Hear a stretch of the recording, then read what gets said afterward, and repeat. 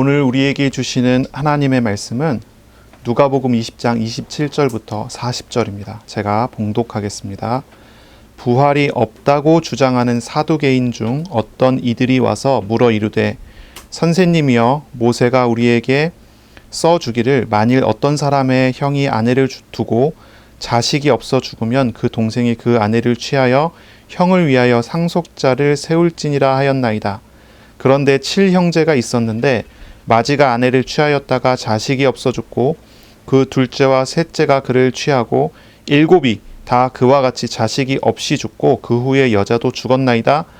7이 다 그를 아내로 취하였으니 부활 때에 그 중에 누구의 아내가 되리이까? 예수께서 이르시되 이 세상의 자녀들은 장가도 가고 시집도 가되 저 세상과 및 죽은 자 가운데서 부활함을 얻기에 합당히 여김을 받은 자들은 장가가고 시집가는 일이 없으며 그들은 다시 죽을 수도 없나니 이는 천사와 동등이요 부활의 자녀로서 하나님의 자녀임이라. 죽은 자가 살아난다는 것은 모세도 가시나무 떨기에 관한 글에서 주를 아브라함의 하나님이요 이삭의 하나님이요 야곱의 하나님이시라 칭하였으니 하나님은 죽은 자의 하나님이 아니요 살아있는 자의 하나님이시라.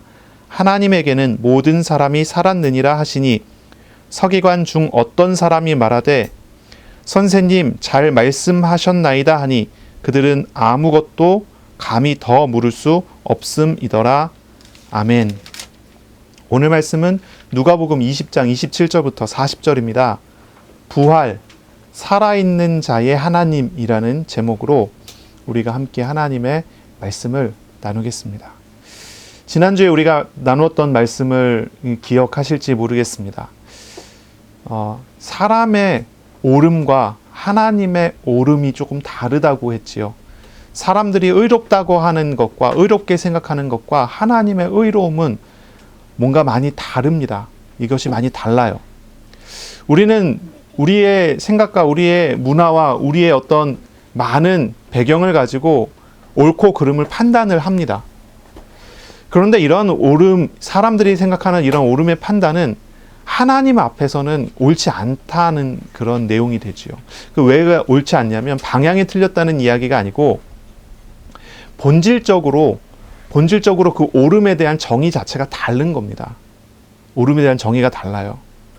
우리들은 우리가 생각했을 때 우리에게 유익이 되고 나에게 유익이 되고 우리 문화에 유익이 되고 사람들 앞에 유익이 되는 것을 옳다고 이야기를 하잖아요. 그런데 하나님께서는 하나님의 옳음, 하나님의 의로움은 그런 거하고는 달라요. 사람들에게서 옳음이 아니고 사람들에게서 유익이 아니고 하나님의 선하신 뜻 안에서의 옳음이기 때문에 그것이 다릅니다. 사람들이 옳고 그름의 판단은 상대적이에요. 상대적입니다. 이런 상황에서는 옳을 수 있지만 저런 상황에서는 틀릴 수가 있는 것이죠. 그런데 하나님의 옳음은 상대적이지가 않습니다. 절대적입니다. 하나님께서 옳다고 하면 그것이 진짜로 옳은 것입니다. 사람들이 신앙생활을 하면서 사회에서도 생활하고 가정에서도 생활하면서 많은 곳에서 생활을 해 나갑니다. 사람들이 무슨 기준에 따라서 신앙생활을 하느냐 이것에 대한 질문을 우리는 하는 거예요. 사람들은 자신이 옳다고 생각하는 것을 따라서 신앙생활을 하고 사회생활을 하고 가정생활을 하잖아요. 그렇죠? 그런데 그 사람들이 생각하는 옳다는 그 기준들이 하나님 앞에서는 과연 옳을까? 이런 질문을 하고 싶은 것입니다. 과연 옳을까라는 질문을 하고 싶은 거예요. 사실은 우리가 세상 속에서 생각하고 있는 갈등의 문제, 고민의 문제, 이런 것에 대한 해답이 사실 이 질문 안에 다 있는 것입니다. 우리가 원하는 것의 실상과 하나님의 준비하신 것의 실상을 정말로 보게 된다면 우리가 세상 가운데서 진짜로 갈등할 이유도 고민할 이유도 화를 낼 이유도 없어지게 돼요. 그래서 이 질문을 우리는 반드시 해야 됩니다. 그리고 이 질문 안에서 우리는 우리의 삶이 나와야 하는 거예요. 계속 권위의 충돌이 일어납니다. 예수님께서 예루살렘에 도착하신 이후에 계속 권위의 충돌이 일어나요. 예수님은 하나님의 말씀을, 하나님의 의로움을 가르치고 계셔요. 그런데 유대 지도자들은 자신들의 옳음과 자신들의 유익을 위해서 예수님과 분쟁을 하기 시작을 하는 겁니다. 자신들의 권위를 가지고 예수님과 대화를 하려고 했지만 그게 하나님 권위 앞에서 아무것도 할 수 있는 말이 없잖아요. 그러니까 자신들의 힘과 자신들의 옳음을 가지고 이야기하지 못하고 그 다음에는 이제 로마의 권력에 의지해서 옳고 그름을 따지려고 합니다. 그러나 그것으로도 답을 낼 수가 없잖아요. 그러니 이제는 어디를 가지고 나오냐면 그들 중에 한 사람, 한 종류의 사람들이 있습니다. 사두개인이라고 하는 사람들이 있어요. 이 사두개인이라고 하는 사람들이 성경을 해석하다가 성경 해석에 있어서의 한 문제를 가지고 나와서 예수님과 대화를 하기 시작합니다. 자신들이 옳다고 생각하는 것을 가지고 예수님이 이것이 옳습니까? 틀립니까? 라고 질문을 합니다. 만약에 옳다고 이야기하면 이런 문제를 걸 수 있고 만약에 틀리다고 하면 다 반대쪽의 문제를 걸 수가 있습니다. 이 사람들은 상대적인 문제를 가지고 나와서 어느 편에 손을 들어주면 문제가 될 만한 것을 가지고 나와서 공격을 하려고 하는 것입니다. 이들이 가지고 나온 것은 모세의 글, 모세오경에 나오는 성경의 글을 가지고 나와서 그걸 가지고 자기들이 이야기를 만들어서 예수님께 질문을 하는 거죠. 예수님, 당신이 하나님으로부터 왔다고 이야기를 했는데 그렇다면 성경, 하나님의 말씀인 이 성경에 비추어서, 이 성경의 권위에 비추어서 당신의 권위가 옳은지 성경의 권위가 옳은지 한번 이야기를 해주십시오라는 그런 식의 질문이 나오는 거예요. 오늘 나오는 이 본문의 내용들이 그런 내용입니다. 사람의 옳고 그름, 하나님의 옳고 그름은 굉장히 달라요. 다릅니다. 사람이 옳다고 하는 것의 기준은 언제나 합리성의 기반을 두고 있죠. 그렇죠? 이렇게 하는 것이 합리적이다, 이렇게 하는 것이 유익이다 하는 그런 것이 기준이에요. 특히나 이제 우리 문화에 의해서 정해진 윤리와 도덕에 따른 논리, 그리고 인과관계, 이런 것들이 판단의 기준이 돼요. 누가 먼저 시작했느냐부터 시작을 하는 거예요. 누가 원인을 제공했느냐, 합리적으로 봤을 땐 누가 문제가 됐다, 이런 것을 이제 이야기를 하는 거죠. 논리로 자꾸 이제 이야기를 하다 보면은 이제 무슨 일이 벌어졌을 때 그것을 가지고 또 논리로 막 합리화를 시키려고 합니다. 어떤 사람은 이렇게까지 합니다. 성경의 말씀을 이야기하면서 성경이 이렇게 말했으니까 이런 선택이 옳다 하면서 옳고 그름 기준을 성경의 배경에 기대어서 이야기를 하려고 합니다. 사람의 옳음의 기준으로 잘 생각해 봐야 돼요. 이것은요, 사실은 자신에게 유익되게 하기 위한 그런 것입니다. 합리성을 이야기하지만 사실은 굉장히 주관적인 거죠. 지난주에 우리는 이야기했어요. 이순신 장군은 우리나라 사람들에게는 영웅입니다. 그런데 그 당시 일본 사람들에게는 악마와 다름이 없다고 하는 거예요. 그렇지 않습니까? 그런 것이었습니다. 사람들에게 있어서의 옳고 그름의 기준 자체는 굉장히 상대적입니다. 객관성이 없습니다. 사실은 주관적입니다. 그런데 여러 가지 이유와 합리성을 들어갖고 그것이 옳다고, 그것이 합리적이라고, 그것이 객관적이라고 자꾸 꾸며내려고 하는 그런 모습일 뿐인 거죠. 문제는 이 옳음의 판단의 기준이 결국은 자신이 살기 위해 다른 희생을 담보하는 그런 방식인 거예요. 이런 방식은 세상의 삶에서는 어쩌면 되게 당연한 방식일 수 있죠. 내가 살기 위해서 다른 사람의 희생이, 다른 사람의 이제 욕먹게 하는 것들을 당연시하게 만들어내는 그런 방식이란 말이에요. 세상에서 살아가기 위해서는, 세상에서는 경제적으로, 사회적으로, 문화적으로 살아남기 위해서 여러 기준들을 세워놓잖아요. 내가 살기 위해서 남을 죽여도 그것이 옳다 하는 그런 방식을 만들어내잖아요. 그런 것들이 이 옳음의 기준에 있는 것입니다. 사람들의 판단의 기준에 있는 거예요. 한번 생각해 보세요. 저와 여러분 어떻습니까? 막 싸울 때 한번 생각해 보세요. 막 이렇게 저렇게 누가 잘못했는지 누가 잘못했는지 막 싸우잖아요. 그러면 자꾸 이제 이런 내용이 저런 내용이 나옵니다. 일단 어떻게든 싸움이 났으니까 자기가 옳다는 걸 증명하기 위해서 이런 말도 저런 말도 합리적인 말들을 막 가지고 와갖고 끌어내갖고 자기가 옳다는 걸 어떻게든지 증명하려고 노력하지 않습니까? 그것이 재판이고, 그렇죠? 이 법정에 가서 하는 재판이고, 그것을 하기 위해서 변호사를 사서 쓰기도 하고 하는 그런 방식 아니겠어요?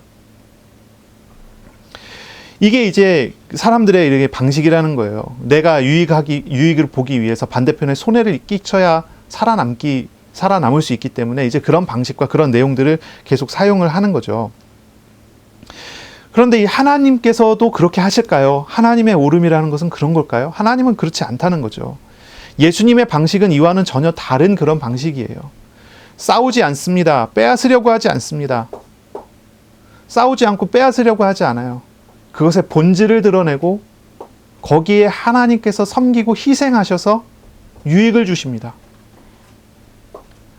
내가 살아남기 위해서 반대편을 찍어 누르는 것이 아니라 상대편을 살리기 위해서 희생하십니다. 방식이 완전히 달라요.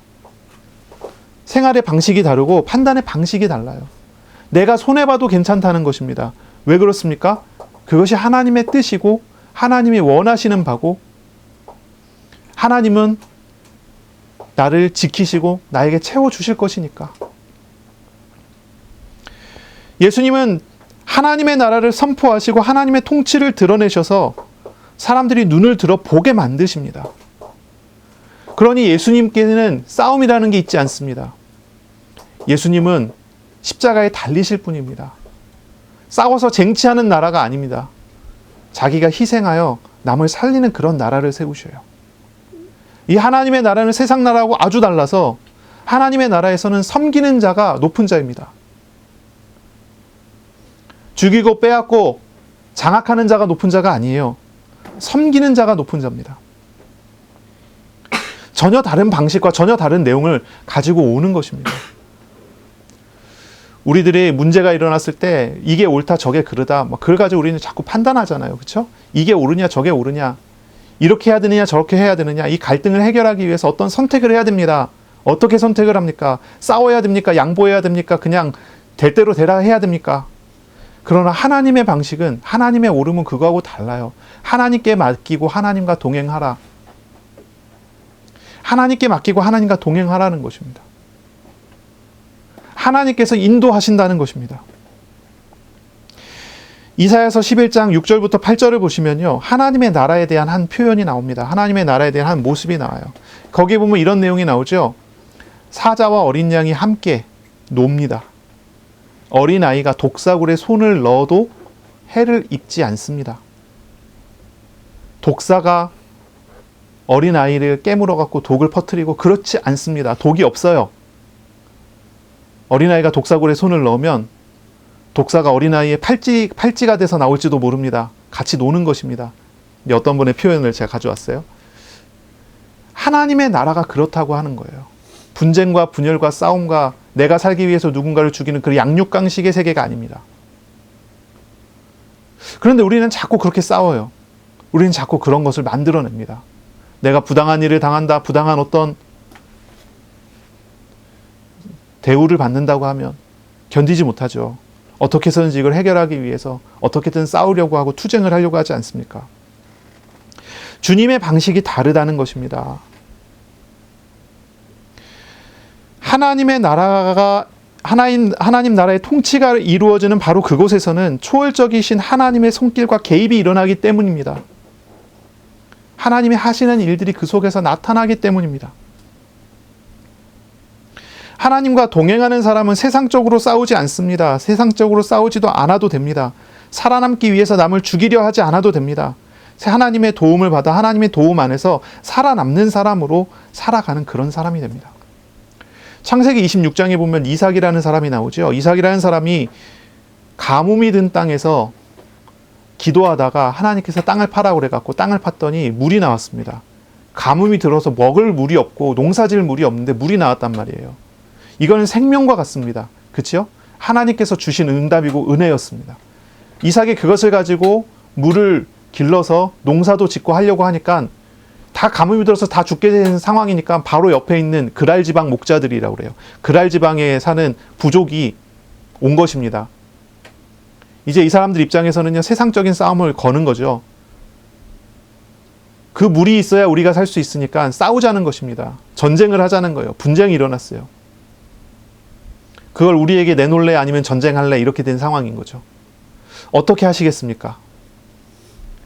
이게 없으면 죽게 생겼잖아요. 그러면 싸워야 되지 않겠습니까? 그런데 이삭의 선택은 싸움이 아닙니다. 가져라 하면서 이동을 합니다. 하나님과 동행합니다. 다른 지역으로 이동을 해서 하나님께서 파라고 한 땅을 다시 팠더니 거기서 또 우물이 나옵니다.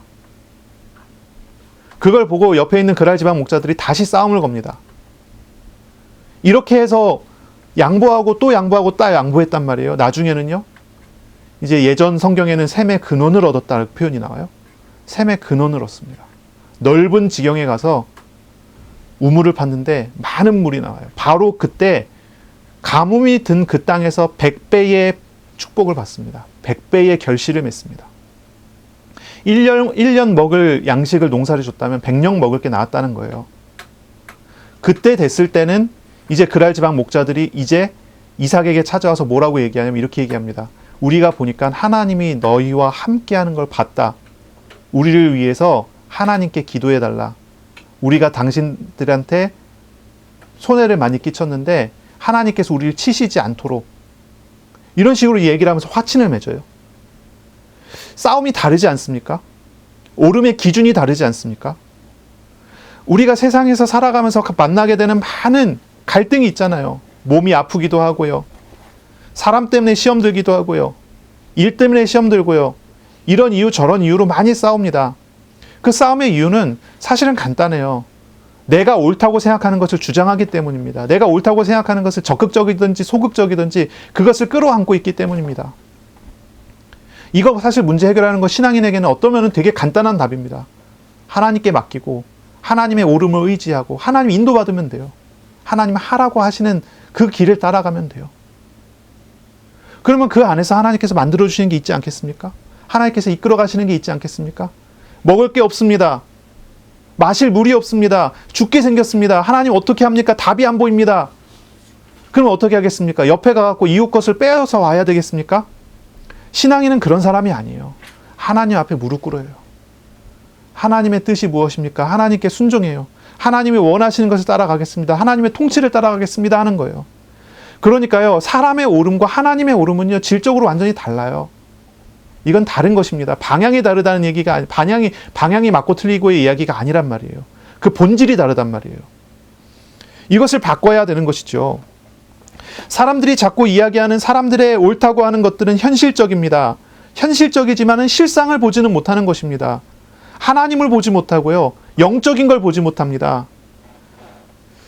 하나님의 가르침, 예수님의 가르침은요, 하나님 나라의 통치의 실상을 보게 하는 것입니다. 이것이 다른 것이에요. 하나님의 뜻을 신뢰하고 자신을 내려놓는 것이 신앙생활이죠. 막상 내 판단과 내 생각을 내려놓으려고 하면 굉장히 불안할 수 있습니다.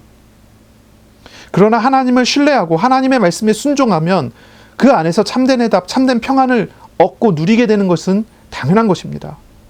세상적인 싸움을 내려놓고 하나님과 동행하는 사람으로서 불신앙과의 싸움을 해야 됩니다. 그것이 우리의 길이고 우리의 방법이고 우리의 방식이 될 것입니다. 그런데 하나님 이렇게 하실 수 있죠. 하나님이 나에게 말씀하시기를 저곳에 가서 싸워라 하실 수 있죠. 그렇죠? 이삭과 같은 상황이 있을 수 있어요. 다 내려놓고 떠나라 할 수 있지만 정반대로 하나님께서 이스라엘 백성에게 가나안 땅에 들어가서 전쟁을 해라 하실 수 있어요. 그럼 무엇이 옳습니까? 전쟁하는 것이 옳습니다. 그렇지만 이것은 살아남기 위한 전쟁하고는 질이 다릅니다. 하나님이 하게 하시는 대로 하나님의 싸우심을 보면서 가는 것이 전쟁입니다. 그 증거는 바로 여호수아서에 나오는 내용이죠. 여리고성의 증거가 있습니다. 싸우지 않고 승리합니다. 하나님이 싸우시고 나는 주님께 순종하며 나아가는 것뿐입니다. 만약에 어떤 일에 있어서 우리가 투쟁해야 되는 일이 생겼습니다. 그런데 그것을 하나님께서 하도록 하셔서 합니다. 그렇다면 하나님께 맡기고 나는 그 앞에서 살아남기 위한 싸움이 아니라 주님의 뜻을 따라 순종하고 살리고 섬기기 위한 싸움을 해야 됩니다. 이것에 대한 이야기예요. 바로 이러한 내용들을 알아들으시기를 바랍니다. 자, 오늘 본문의 내용은요, 계속적으로 이루어진 바로 그 권위의 충돌 과정에서 이어져 나가는 그런 흐름입니다. 그래서 계속 예수님께서는 예루살렘에 올라가셔서요, 계속 권위의 충돌이 계속 일어났어요. 계속 권위의 충돌입니다. 처음에 성전 청소 사건이 일어났을 때 유대 지도자들과 예수님의 권위가 충돌을 했죠. 그때 예수님은 요한의 세례가 누구로부터인지를 물으셨어요. 그러니 하나님의 권위를 부정할 수가 없었던 유대 지도자들이 물러났죠. 뒤돌아섰습니다. 그 다음에 이 사람들은 세금 문제를 가지고 와서 예수님께 물어요. 이 로마의 권위에 이제 기대는 것이죠. 그때 예수님께서는 가이사의 것은 가이사에게, 하나님의 것은 하나님께 바치라는 말씀을 하십니다. 그 말씀을 통해서 하나님의 권위, 궁극적인 하나님의 통치의 권위 앞에 있어야 된다는 것을 이야기를 하시는 거죠. 그래서 이 권위에도 무너지지가 않고 무너질 수가, 예수님의 권위를 무너뜨릴 수가 없었던 거죠. 그러던 이제 유대 지도자들 중에 한 무리가 있습니다. 한 무리가 이제 사두개인이라고 하는 사람들인데, 이 사두개인들이 이제 자신들의 주장을 가지고 와서 예수님을 공격하려고 이제 나왔습니다. 자신들의 유대 지도자의 권위로도 안 됐잖아요. 로마 권위로도 안 됐잖아요. 그랬더니 이제는 성경의 권위를 가지고 나옵니다. 모세의 권위를 가지고 나와요. 그래서 오늘 본문은요, 성경 해석의 권위와 관련된 것입니다. 예수님께서 성전에서 계속 성경을 해석하여 가르치셨잖아요. 이제 그것에 대한 공격이죠. 구체적으로는 모세의 권위에 의지해서 예수님을 시험하려고 하는 그런 모습입니다. 먼저 이 사두개인이 어떤 사람인지 좀 생각을 해볼 필요가 있어요. 이 사두개인은 어떤 사람들일까요? 사두개인은 제사장 사독의 후손이라고 합니다. 제사장 사독. 이 사독의 후손으로서 제사장 직분과 관련되어 있고 연결되어 있는 성직자들과 귀족들을 말합니다. 이 사람들은 이 성경 본문에, 오늘 본문에 나오는 것처럼 이제 27절에 나오잖아요. 이 사두개인의 특징은 뭐냐면 부활이 없다고 하는 사람들입니다. 부활이 없다. 이제 부활만 없는 것이 아니라 이 사람들은 부활뿐 아니라 천사도 없고 귀신도 없다고 이야기하고 사람이 죽으면 끝이라고 주장을 합니다. 천국과 지옥도 없는 거죠. 부활도 없고 천국 천사도 귀신도 없고, 그러니 기적이 일어나는 것도 기적이 아니고 아주 합리적인 사람들이에요. 합리성이 아주 강한 그런 사람들입니다. 이 사람들은 하나님의 주권도 인정하지 않습니다. 성경은 오직 모세 오경만을 성경으로 인정을 합니다. 왜냐하면 이 사람들은 제사장이니까요. 제사장 무리들이었으니까요. 그러니까 오직 모세 오경, 이제 율법, 제사법이 있는 이 모세 오경만을 성경으로 인정하고 시편이나 선지서나 이런 것들 하나님 말씀으로 인정을 하지 않습니다. 이들은요, 아주 현실적인 사람들이기 때문에 하나님 주권도, 하나님 섬기는 것도 중요하지 않습니다. 그런데 이런 사람들이 제사장 무리였단 말이에요. 이 사람들은 결국 자신들이 살아남고 자신들이 부자가 되기 위해서, 이 땅에서의 성공을 위해서 그 이전에 있었던 헬라 정부하고 결탁을 해갖고 유대 지도자의 지위를 유지하고, 나중에 로마가 왔을 때 로마에 결탁을 해갖고 부자가 되고 그렇게 된 사람들이에요. 그러니까 이 사람들은 아주 뭐라 그럴까요? 어떻게 생각해 보면요, 신앙인이 아닌 거죠. 신앙인이 아니에요. 한번 생각해 보세요. 한 교회가 있습니다. 교회에 지도자들이 있습니다. 그 지도자들인데 그 지도자들 중에 이제 장로님, 목사님들 이런 사람들이 있을 거 아니에요. 근데 목사님들, 장로님들의 위치에 있는 분들이 부활이 없대요.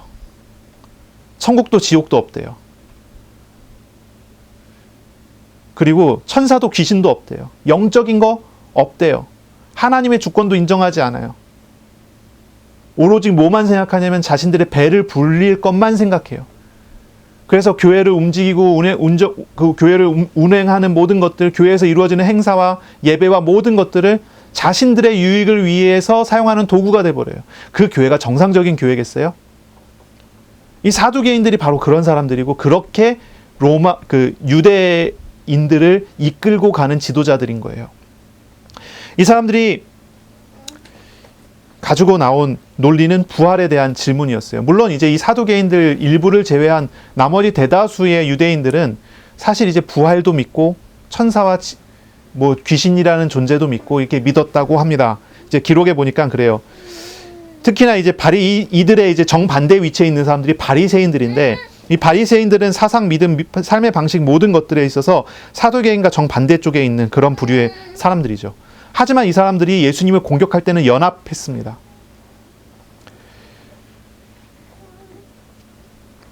어쨌든 이들의 질문이 있습니다. 이런 질문입니다. 부활이 있습니까? 라는 질문이에요. 이들은 모세가 가르친 수혼 제도를 가지고 와서 예수님께 질문을 합니다. 수혼 제도란 무엇이냐면, 이제 이 예에 보면은 7형제가 나옵니다. 7형제까지 이렇게 나오는데, 이제 형제들이 많이 있는데, 첫째 아들 장자가 결혼을 했어요. 근데 결혼한 다음에 자식을 낳지 못하고 죽었어요. 그러면 그 가문의 대를 잇기 위해서 둘째 아들이 첫째 아들과 결혼한 사람, 형수를 결혼을 해서 애를 낳아줘야 돼요. 그럼 낳은 아이는 자기 아이가 아니고 형의 아이가 돼서 가문을 잇게 만드는 방식이에요. 근데 둘째도 죽었어요? 그러면 셋째에게 그게 넘어가죠. 셋째도 죽으면 넷째에게 이렇게 넘어가는 방식이에요. 이게 이제 수혼제도라고 하는 그런 건데요. 이 수혼제도는 율법에 의하면 그렇죠. 이방인들과의 통혼을 방지하고자 하는 목적이고 언약의 후손됨을 보존시키기 위한 목적이고 재산을 보존하기 위한 제도로서 고안되어 있는 그런 제도인 거죠. 이 제도는 사실 뭐라고 얘기할까요? 야만 시대에 남아있는 풍습이라고 해야 될 것 같아요. 야만 시대. 야만 시대라는 건 뭐냐면은 법이 없어요. 법이 없어요. 힘과 폭력이 모든 것을 좌우하는 시대. 특히나 이제 그 족장 시대나 아니면은 이 모세의 시대가 특히 그랬었죠. 그래서 옳고 그름 명분이 중요하지 않고 힘이 있으면 가갖고 정복하고 빼앗는 것이 당연한 시대. 그런 시대에 언약의 계보를 이어져 내려가야 되고 언약의 핵심이 중심이 이어져 내려가야 되는 그 중심을 세우고 살리기 위한 제도가 바로 이런 제도죠. 근데 법이 세워지고 나라가 세워지고 법치가 되기 시작하면서는 사실 이런 의미가 조금 퇴색되지 않을까 싶어요. 사실상 어떤 분은 이야기하기를 예수님의 이 시대에는 이 수혼제도라는 것은 거의 없대요. 실제로 이것이 이루어지지 않는 시대라는 거죠. 이 수혼제도가 처음에 정해졌을 당시에는 이것이 적용이 되었었지만 그 이후에는 이것이 사회가 발전하면서 거의 없어지고 이름만 남아있는 제도가 되어 있는 그런 제도다 이렇게 주장하는 분도 있어요. 물론 이거는 정확하게 확인이 되는 부분이 아니라서 좀 어렵긴 하지만은 어쨌든 그렇습니다.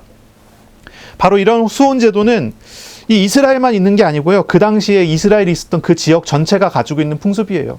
아수르나 히타이트 같은 나라에서도 이 수혼제도가 있었고 비슷하죠. 옛날에 부여, 고구려에도 이 제도가 있었어요. 그게 기록에 남아있죠. 그러니까 전 세계 어디나 비슷한 환경과 비슷한 분위기에서 이런 제도들이 만들어질 수 있었던 것 같아요. 그런데 이제 그 제도가 있느냐 없느냐가 중요한 게 아니고 이 제도의 목적 자체가 무엇이었냐면 언약을 어떻게 후손에게 전달해 낼 것이냐가 문제인 거예요. 특히나 이스라엘에게 있어서 언약의 가장 중요한 줄기는 뭐냐면 땅이거든요. 땅. 그래서 성경에는 이제 기업이라고 나오죠. 기업. 이건 뭐냐면은 예수께서 이 땅에 오신다는 거예요. 메시아가 나중에 이곳에 오셔요. 예수님께서 오실 때 예수님을 영접할 사람들은 그 땅에 남아있는 사람들이에요. 그래서 그 땅을 소유로 하고 그 땅을 대대 후손에게 넘겨주고 이어주는 것이 메시아를 기다리는 사람이 생명 걸고 지켜야 되는 내용 중에 하나예요. 그래서 그 기업을 지키기 위해서 어떤 사람은 살해당해 죽기도 하죠. 그게 대표적인 게 나봇의 포도원 같은 이야기가 있잖아요.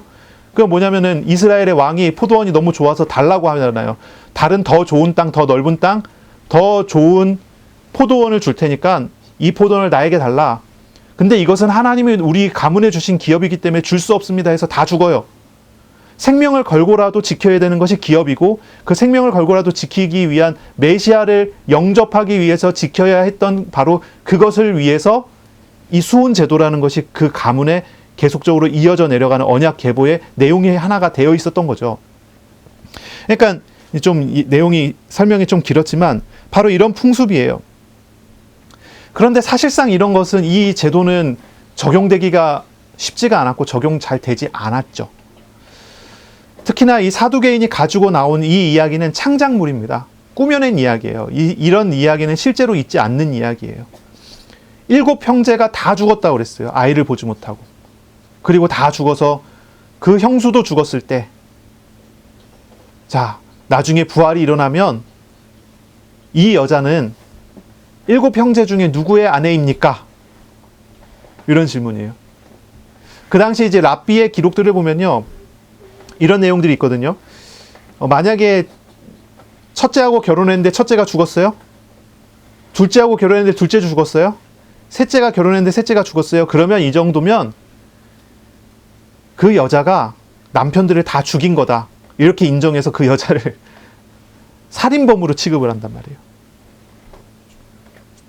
이게 이제 또 이 당시에는 셋까지 가지 않고 둘만 죽어도 그 여자를 살인자 취급을 했다고 그래요. 그러니까 이런 이 비유는 사실 적용되기가 어려운 그런 비유죠. 그러니까 있을 수 없는 극단적인 예를 가지고 와서 그것을 비유로 들어서 예수님께 질문하는 거예요. 예수님께서 이 이야기를 듣고 어떻게 이제 반응을 해야 됩니까? 부활이 없다고 이야기하면, 대다수 유대인들이 부활이 있다고 생각하는데 부활이 없다고 이야기하면 안 되잖아요. 그렇죠? 특히나 예수님께서 직전에, 이 예루살렘에서 사역하시기 직전에 바로 옆에 있는 동네 베다니에서 죽은 나사로를 다시 살리셨잖아요. 그때 예수님이 이런 말씀하셨거든요. 나는 부활이요 생명이니 나를 믿는 자는 죽어도 살겠고 살아서 나를 믿는 자는 영원히 죽지 아니하리니 그것을 너희가 믿느냐. 이게 요한복음 11장 25절 26절 그쯤에 나오죠. 부활에 대한 가르침이 있었잖아요.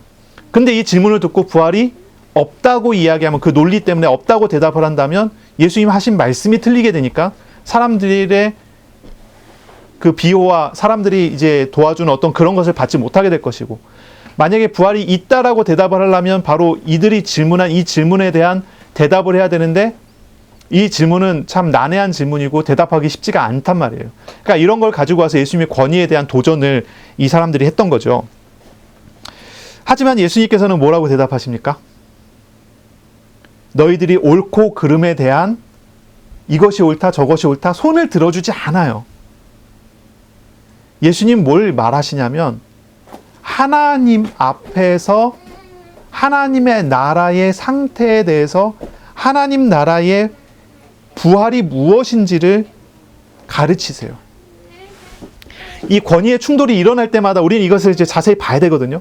권위의 충돌이 계속 일어날 때마다 예수님께서는 누구의 편을 들어주지 않잖아요. 가이사 편도 들어주지 않고, 그렇죠? 누구의 편도 들어주지 않단 말이에요. 이것이 옳다 저것이 옳다라고 대답하지 않아요. 예수님은 하나님의 나라의 통치 아래서 무엇이 합당한지를 설명하실 뿐이에요. 바로 그 내용이 오늘 나오는 부활에 대한 설명이고 부활의 상태에 대한 설명이 됩니다. 예수님은 모세의 글을 다시 해석해서 가르쳐 주세요.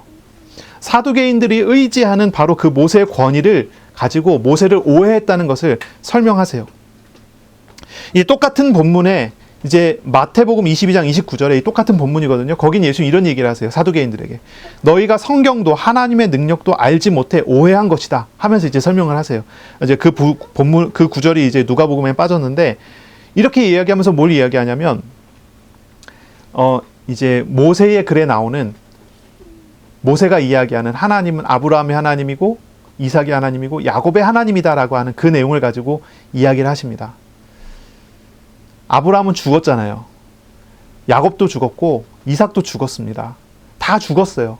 그런데 모세가 하나님에 대해서 이야기할 때는 아브라함의 하나님이었고 이삭의 하나님이었고 야곱의 하나님이었던 분이다라고 하지 않고 현재형을 써요. 지금도 아브라함의 하나님이시고 지금도 이삭의 하나님이고 지금도 야곱의 하나님이다. 아브라함, 이삭, 야곱은 죽었지만 안 죽었어요. 살아있어요. 하나님 품에 있어요. 하나님 안에서 살아있어요. 그것이 부활이다라는 이야기를 하시는 거예요. 그러니까 너희들이 오해한 것에 대한 예수님의 설명이 이루어지는 거죠. 근데 참 재밌는 것은 그렇습니다. 사실 이제 모세 오경을 벗어나서 보면은 부활에 대한 가르침이 구약에 많이 있거든요. 그렇죠? 모세 오경을 벗어나면 직접적으로 부활에 대해서 딱 표현하기보다는 구원이 무엇인지를 설명하면서 부활에 대한 이야기들이 나와요. 특히나 이제 시편이나 선지자의 글을 보면요, 구원과 회복의 예언 중에 부활이 구체적으로 많이 나타납니다. 다니엘서 12장 2절 같은 경우는 이런 말씀, 이런 구절이 있어요. 자는 자 중에서 많은 사람이 깨어나 영생을 받는 자도 있다. 이런 말씀이 있어요. 이거 부활에 대한 이야기잖아요. 정확하잖아요. 예수님께서 이 사두개인과 이야기를 하면서 이 선지자의 글을 가지고 부활이 있다는 것을 증명하지 않습니다. 예수님은 모세의 글을 가지고 이야기해요. 모세를 가지고 이야기한 사람에게 모세의 권위를 가지고 다시 이 사람들한테 이야기를 하는 거죠. 그것은 아마 이 사두개인에게도 하나님, 이 예수님께서 바로 보고 돌이킬 수 있는 기회를 주시기 위한 목적이 아닐까, 이제 우리는 그렇게 이제 생각을 해요. 예수님의 대답은 두 가지를 설명하시는 것이었습니다. 하나는 부활이 무엇인지를, 그리고 또 하나는 부활 상태가 무엇인지를 가르쳐요. 부활이 무엇입니까? 부활 상태가 무엇입니까? 34절에 보면 예수님께서 이런 말씀하십니다. 예수께서 이르시되 이 세상 자녀들은 장가도 가고 시집도 가되 저 세상과 및 죽은 자 가운데서 부활함을 얻기에 합당함을 여김을 받은 자들은 장가가고 시집가는 일이 없으며 그들은 다시 죽을 수도 없나니 이는 천사와 동등이요 부활의 자녀로서 하나님의 자녀임이라. 이렇게 말씀을 하세요.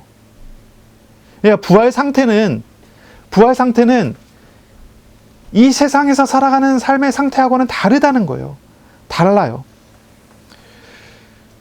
사두개인들은 부활에 대한 질문을 하면서 이 부활이 이 현재에 살고 있는 이 세상의 삶의 연장선에 불과한 것으로 착각을 했어요. 그래서 이렇게 살다가 죽어서 부활하면은 다시 영원히 죽지 않는 곳에서 이제 죽음이라는 것만 싹 빼고 이대로 올라가서 이대로 사는 것이 아니냐. 이렇게 생각했단 말이에요. 연장되어지는 것이라 생각한 거예요. 연속되는 거라.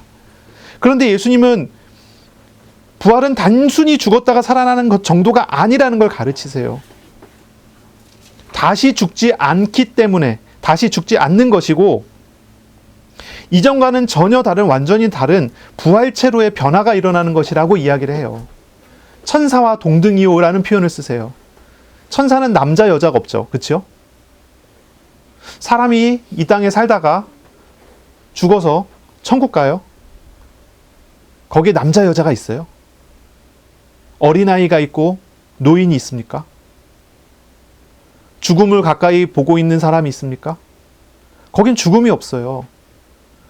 죽음이 없기 때문에, 그리고 그것은 천국이기 때문에, 천사와 동등이기 때문에 이 세상에서 이루어지는 것처럼 아이를 낳아서 후손을 낳아야 되는 그런 목적이라는 것이 필요가 없어요. 하나님께서 남자를 처음에 만드셨어요. 아담만 만드셨어요. 그렇죠? 그 뒤에 아담이 외로워하니까 혼자 있는 것이 좋지 않아서 하와를 만들어 주셨어요. 그리고 명령하셨어요. 생육하고 번성하고 땅에 충만하라 말씀하셨어요. 남자와 여자를 만드셔서 가정을 이루어 주시고 주님 주시는 명령은 땅을 정복하고 다스리는데 생육하고 번성하라는 거예요. 자녀를 낳으라는 얘기죠. 그렇죠? 물론 결혼의 목적이 자녀를 낳기 위한 목적만 있는 것은 아닙니다만은 자녀를 낳는 것은 결혼의 중요한 목적 중에 하나예요. 하나님께서 허락하여 주신 중요한 목적 중에 하나죠. 물론 하나님의 특별한 은혜 가운데서 자녀가 없이 그렇게 살아가는 사람들도 있어요. 그것이 이제 절대적인 어떤 그런 거라고 얘기하기는 어렵겠지만요. 이런 부분 우리 좀 이해를 하고 생각을 해야 되죠. 예수님께서 부활에 대한 이야기 하는데요. 분명히 이렇습니다. 이 세상은 모든 사람이 사망하는 것이 결론이기 때문에, 그렇죠? 모든 사람이 사망하는 것이 결론이기 때문에 여러 제도가 필요해요. 그 중에 중요한 제도는 결혼 제도이고, 그리고 그 안에서 또 자녀를 낳아서 생산을 해야 되는 거예요. 왜냐하면 죽기 때문에 이어져 가야 되는 것입니다. 하지만 사망이 없는 천국, 사망이 없는 부활은 자녀 생산의 필요가 없는 곳입니다. 그 이야기예요. 그래서 오늘 우리가 본 이 성경 본문이나 주요 본문들에서는, 이게 그 사본들에서는 오늘 우리가 해석한 우리가 읽은 이 내용 그대로 이 세상 자녀들은 장가도 가고 시집도 가되, 장가가고 시집가는 일에 대한 이야기를 하는데, 어떤 사본들이라고 그래요. 어떤 사본들은, 그러니까 우리가 보는 주요 사본에서 약간 벗어나 있는 다른 사본들은 이 내용이 포함되어 있다고 합니다. 자녀를 낳는 내용. 자녀를 낳고 장가가고, 자녀 낳기 위해서 장가가고 시집감이 이 세상에는 있는데 저 세상에는 자녀를 낳기 위해 장가가고 시집감이 없다. 그러니까 이런 해석이 여기 이제 포함이 되는 거죠. 두 번째는 뭐냐면은, 이제 부활의 상태는요, 자녀 생산의 필요가 없는 상태일 뿐만이 아니라 삶의 형태가 본질적으로 바뀌어져요. 천사와 동등이라는 말은 육신의 얽매인 삶에서 벗어난다는 그런 의미예요. 그래서 사람이 부활하게 됐다. 그러면 그 사람은요, 이제 육신의 얽매인 어떠한 그러한 삶에서의 해방이 이루어지는 그런 모습이 돼요. 세 번째는 우리가 생각해 볼 만한 건 이런 겁니다. 육신적인 가족관계, 이 현 세상에서는 육신적인 가족관계가 있잖아요. 하지만 하나님의 나라, 부활에 참여된 성도, 부활에 참여되는 사람에게는요, 하나님을 중심으로 하는 초월적인 가족관계로의 변화가 일어나게 돼요. 그래서 지금은 남편 아내 관계죠. 죽고 부활에 참여했어요. 부활됐어요. 그럼 남편 아내 관계 지금과 같은 그런 관계가 아니라는 말이에요. 하나님과 연합하고 하나님과 함께하는 사람으로서 그것이 우선되고 남성 여성 관계가 이제 그 이전처럼 서로 이제 육신적으로 얽매여져 가 있는 그런 관계가 정이나 사랑이나 이런 것으로 얽매여져 있는 그런 관계가 이제 아니라 그거보다도 더 훨씬 더 본질적인 이웃 사랑이 이루어지고, 무슨 얘기인지 아시겠죠? 이 변화가 일어난다는 거예요. 그래서 어떤 사람은 지금 이렇게 사랑하는 사람이 죽게 돼서 나중에 천국 가서 다시 보자 그랬는데 이 구절을 읽고서 실망을 하는 거죠. 아, 이제 천국 가면은 내가 사랑하는 그 사람이 더 이상 그런 사랑이 없어지는 건가? 그게 아니고요. 천국 가면요, 훨씬 더 초월적이고 본질적인 관계로, 더 깊고 더 온전한 관계로 하나님 앞에서 그리고 공동체로서 세워져 가는 거예요. 그것을 우리는 이제 바라보게 되고 그걸 이제 소망하게 되는 그런 모습이 됩니다. 어쨌든 이 부활의 상태에 대한 이야기를 하시는 거예요. 그러니 사두개인들이 질문한 이 이상한 비유를 예수님께서는 천국의 상태, 이 부활의 상태에 대한 재해석을 통해서 가르치세요. 부활을 완전히 오해했다는 거예요. 죽음과 부활은 그런 게 아니라는 거예요. 죽음과 부활은 그런 게 아니고, 그리고 부활은요, 어떤 겁니까? 현재의 상태의 연장선이 아니에요. 현재 상태의 연장선이 아니에요. 부활의 상태에 들어가는 것은요, 뭐라고 얘기할까요? 좀 이런 표현을 하면 좋을 것 같아요. 구원이 뭡니까? 구원. 구원은 죄에서 해방받는 게 구원인가요? 죄에서 해방받는 게 구원이죠? 왜 다들 반응이 없습니까? 구원은 죄에서 해방받는 게 구원 맞아요. 그렇죠? 그런데 그 구원은요, 죄에서 해방은요, 결론이고요, 결과고요. 구원이 진짜로 뭐냐 얘기했을 때는 죄에서 해방하시는 예수께서 함께하게 된 게 구원이에요. 죄에서 해방하시는 예수께서 나와 함께 하시게 돼서 내가 죄 사함의 결과를 얻은 게 구원이지, 그렇죠? 죄 사함 자체만 가지고 구원이라 얘기하지 않습니다. 본질이 있어요. 본질이. 내가 구원받았다, 내가 하나님의 자녀다 이야기하는 것은 내 안에 예수께서 오셔서 나와 관계를 맺어주시고 나를 붙들어 주셨고 내가 그 예수님을 통해서 하나님의 자녀가 됐다는 거예요. 그래서 구원받은 자의 삶은 무엇입니까? 죄를 미워하는 삶일까요? 그건 결과고요. 구원받은 자의 삶은 내 마음에 오신 예수님과 동행하는 삶이에요. 그러면 죄도 미워지고 이렇게 되는 거예요. 자, 부활의 상태에 대한 이야기를 하는데요. 부활의 상태는 어떤 것입니까?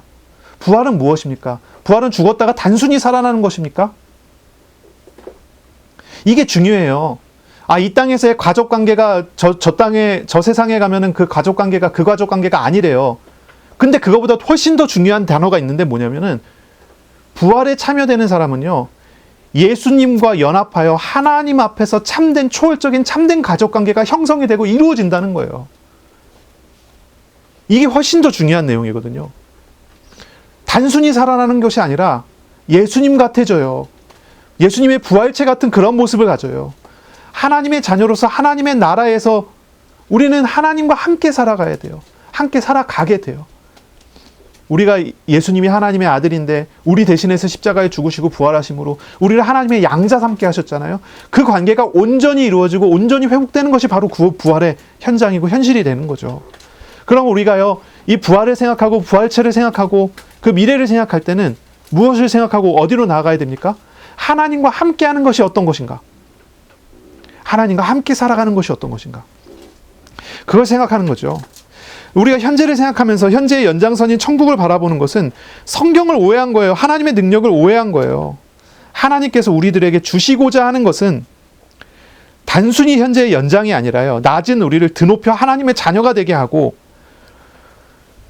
부활은 현재의 죄와 죄성에 얽매일 수밖에 없는 육신을 벗게 하는 거고 새 육신을 얻게 하는 바로 그런 것이라는 것을 보는 거예요. 이것은 우리의 육신의 요구와 육신의 욕구와 얽매임을 떠나게 하는 것입니다. 우리가 현재 맛보는 하나님의 나라의 영원한 자유를 하나님으로 인한 영원한 평화, 샬롬 되어지는 그 은혜를 하나님의 통치에서 나타나는 참된 행복으로 나아가는 그런 과정과 길이 된다는 거죠. 우리는 이 땅에서 하나님의 나라를 잠깐 맛보고 그 즐거움과 행복의 그 초월적인 하나님과의 관계 안에서의 샬롬을 우리는 잠깐 맛볼 뿐이잖아요. 그러나 우리가 부활에 참여되고 부활하는 자로서 하나님 앞에서 발견될 때는 그것이 우리에게 잠깐 있는 것이 아니라 영원한 것으로 발견이 되고 영원한 축복으로 나타나게 된다는 것입니다. 그것이 바로 부활에 대한 이야기예요. 죽음과 부활이 소망이 되시기를 바랍니다. 죽음은, 예수 믿는 사람에게 죽음은요, 두려운 것이 아닙니다. 두려워해야 될 것이 아니에요. 하나님 안에서 하나님께로 나아가는 영생의 축복이 담겨져 있는 그런 것입니다. 그러면서 이어서 부활에 대한 설명을 하십니다. 37절, 38절입니다. 죽은 자가 살아난다는 것은 모세도 가시나무 떨기에 관한 글에서 주를 아브라함의 하나님이요 이삭의 하나님이요 야곱의 하나님이라 칭하였나니 하나님은 죽은 자의 하나님이 아니요 살아있는 자의 하나님이시라. 하나님에게는 모든 사람이 살았느니라 하십니다. 이제 아까도 이야기했죠. 아브라함도 이삭도 야곱도 과거의 인물입니다. 하지만 현재형으로 표현이 됩니다. 아브라함의 하나님이었다가 아니라 지금도 살아있는 아브라함의 하나님이시라는 거예요. 이것은 하나님과 동행하던 이들이 지금도 살아있기 때문에 부활의 증거라고 가르쳐 주신 그런 내용이죠. 아브라함, 이삭, 야곱은 죽었지만 지금도 하나님과 함께 살아있어요. 이것이 부활이에요. 부활은요, 단순히 죽고 사는 것이 아니에요. 생명이신 하나님과 함께 하는 것이 부활이에요. 구원은 죄사함 정도가 아니라 구원자 예수님과 동행하는 거라고 했잖아요. 부활도 그렇습니다. 부활과 생명의 하나님과 연합하고 함께하는 것이 부활에 이르는 방법이고 방식이 됩니다. 이 부활은요, 멀리 있지요. 하지만 가까이 있습니다. 멀리 있지만 가까이 있어요.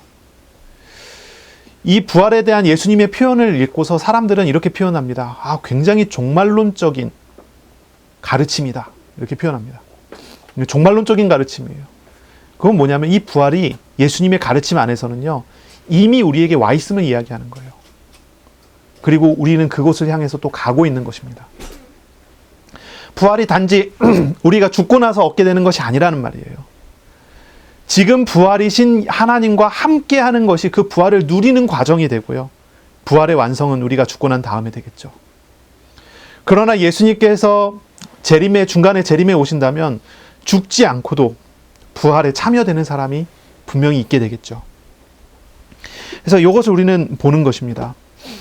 그래서 요한복음 11장 25절 26절에 예수께서 이르시되 나는 부활이요 생명이니 나를 믿는 자는 죽어도 살겠고 무릇 살아서 나를 믿는 자는 영원히 죽지 아니하리니 이것을 너희가 믿느냐? 믿으십니까? 아멘. 네, 아멘이 안 나오네요. 아멘. 예수님께서 부활이시잖아요. 예수님께서 생명이십니다. 부활이요 생명이신 예수님을 믿는 사람, 예수님과 연합된 사람, 그 사람은 이미 부활에 참여된 사람이고 이미 생명에 참여된 사람인 것입니다. 요한복음 17장 3절에 보니까 영생은 곧 유일하신 참 하나님과 그가 보내신 자 예수 그리스도를 아는 것이다 했습니다. 바로 그것이 부활입니다. 하나님은 지금도 살아계시고 통치하십니다. 쉬지 않으시며 선하신 뜻대로 행하십니다. 이 땅에서 질병과 갈등과 죽을 것 같은 문제가 있을지라도 성도가 평안을 누릴 수 있는 비밀이 여기에 있습니다. 생명의 하나님께서 선하신 뜻을 내 삶에 이루시고 통치하세요. 거기에 참여되는 것이 부활에 참여되는 것이고 부활을 누리는 방법입니다. 생명의 주께서 내 안에, 내 마음에 계시는 것을 알아가는 것이 부활의 능력 가운데 세워지는 그런 과정이 됩니다. 고린도전서 15장 55절부터 57절에 보면 이런 사도 바울의 말이 있습니다. 사망아 너의 승리가 어디 있느냐? 사망아 너가 쏘는 것이 어디 있느냐? 사망이 쏘는 것은 죄요 죄의 권능은 율법이라. 우리 주 예수 그리스도로 말미암아 우리에게 승리를 주시는 하나님께 감사하노니 그랬습니다. 죄가 우리를 공격합니다. 율법이 정죄합니다. 사람은 이 땅에서 언제나 다 죽을 수밖에 없는 것이 사람이고요. 죽음을 향해 가는 것이 사람입니다. 육신은 나이 들어 병들어 죽습니다. 육신의 사망입니다. 그렇죠? 우리의 생각과 우리의 마음은 여전히 또한 정신적인, 육신적인 죽음을 향해 달려가고 있습니다. 그것이 사망입니다. 사회적인 죽음, 육신적인 죽음, 정신적인 죽음, 많은 죽음들이 있습니다. 이 땅에 있는 모든 것들은 그 죽음을 향해 달려가고 있는 것이 당연한 것입니다. 이 땅은, 이 세상은 그런 곳이기 때문이죠.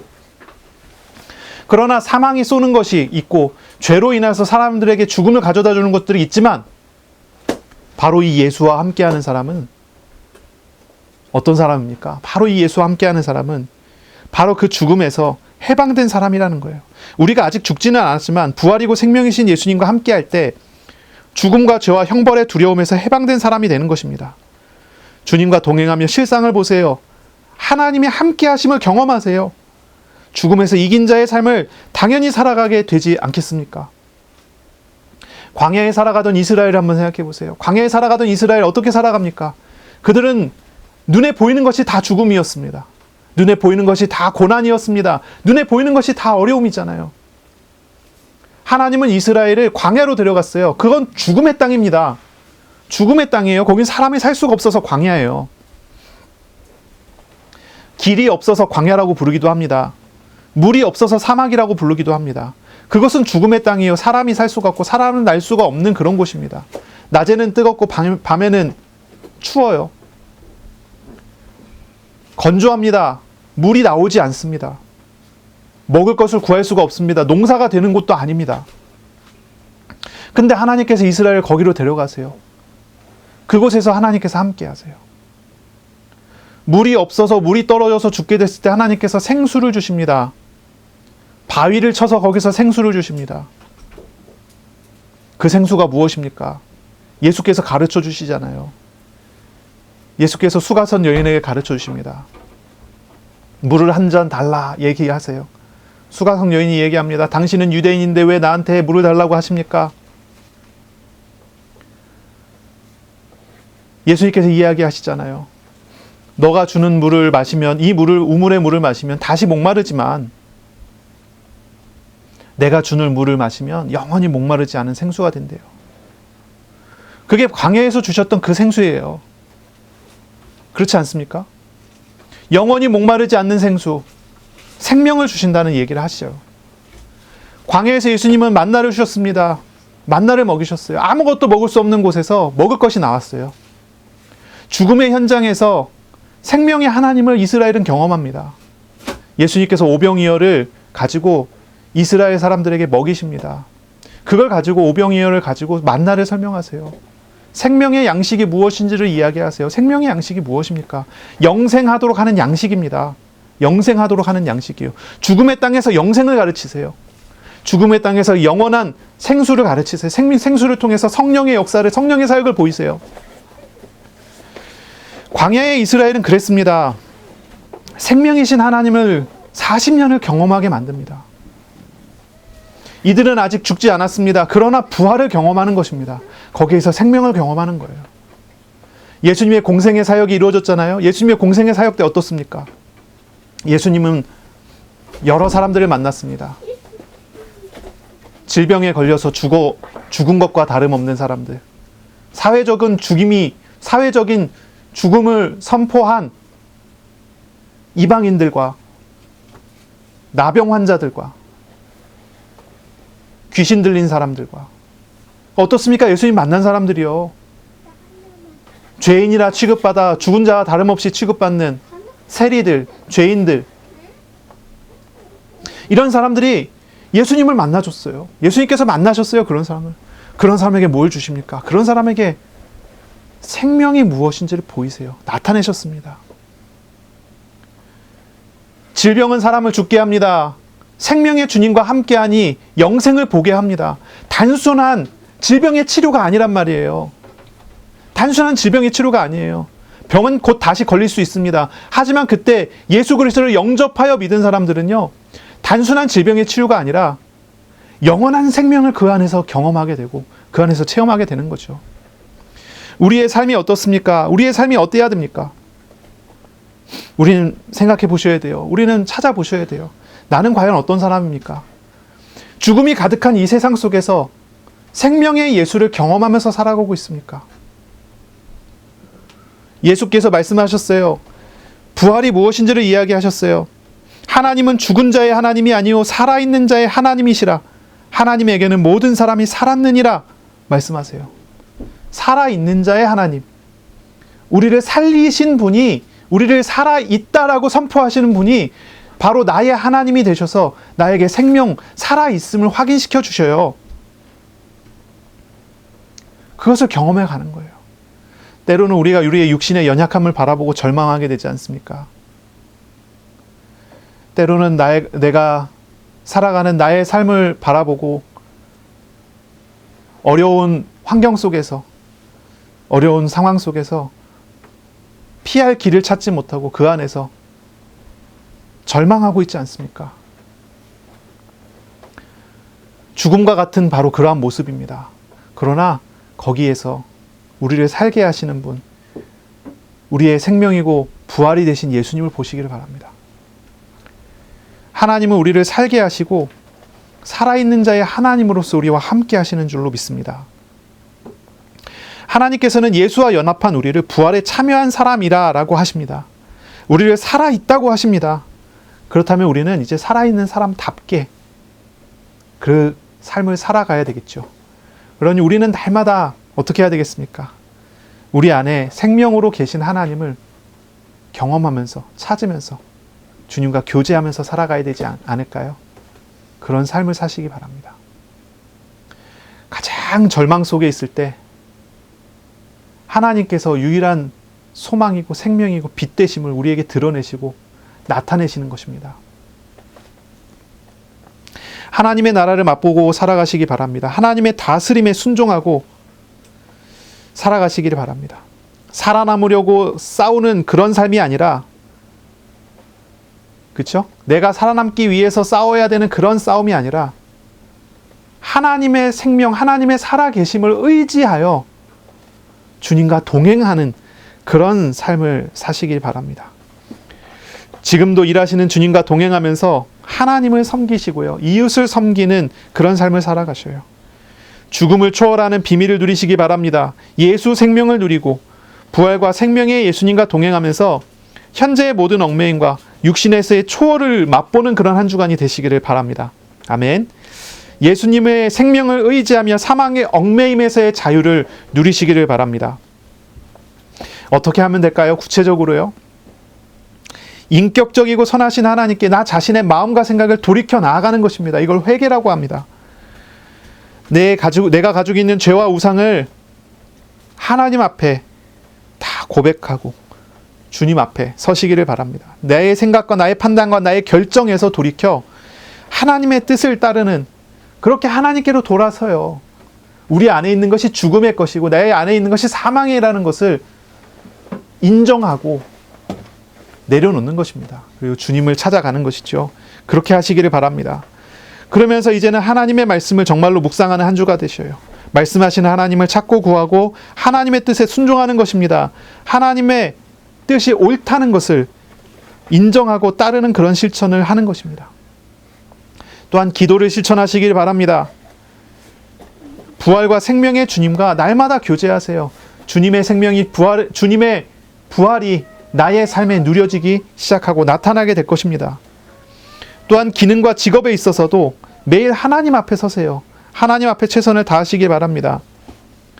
우리가 하고 있는 일들이 다람쥐 쳇바퀴 돌듯이 늘 반복되어지는 그런 일처럼 느껴질 수도 있습니다. 어쩌면 죽은 일이라고 생각들지도 모르겠어요. 이것은 죽은 일이다 라고 생각할지도 모르겠어요. 나는 기계의 부품에 불과한 것 같다 이렇게 느껴질지도 모르겠습니다. 그러나 부활의 주님, 생명의 주님과 함께하는 사람이 그 일 가운데서도 함께 하시고 일하시는 하나님을 보세요. 그럼 죽은 일이 아니라 산 일로 발견되고 바뀌어지고 변화되고 역사될 것입니다.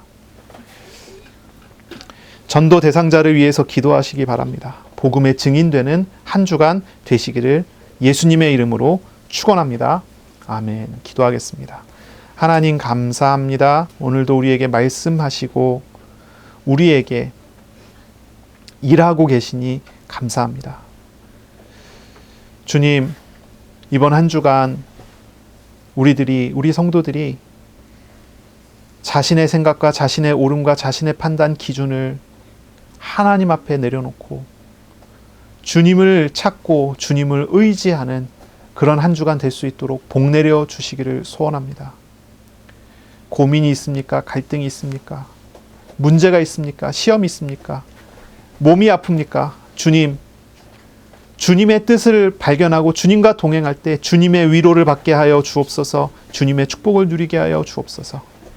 사망이 가득한 이 세상 속에서 하나님의 부활을, 예수 그리스도의 부활을 알게 하여 주옵소서. 예수 생명에 동참하여 살아있음을 누리는 한 주간이 되게 하여 주옵소서. 주님께서 광야에 이스라엘에게 영생하는 양식을 주시고 영생하는 생수를 먹여주셨던 것처럼 우리 성도들 한 명 한 명이 예수 그리스도의 생명을, 성령의 충만함을 누리는 그런 한 주간 되게 하여 주옵소서. 감사함을 드립니다. 예수 그리스도 이름으로 기도합니다. 아멘. 우리 구주 예수 그리스도의 은혜와 하나님의 사랑하심과 성령의 교통하심이 이제로 영원토록 함께 있을지어다. 아멘.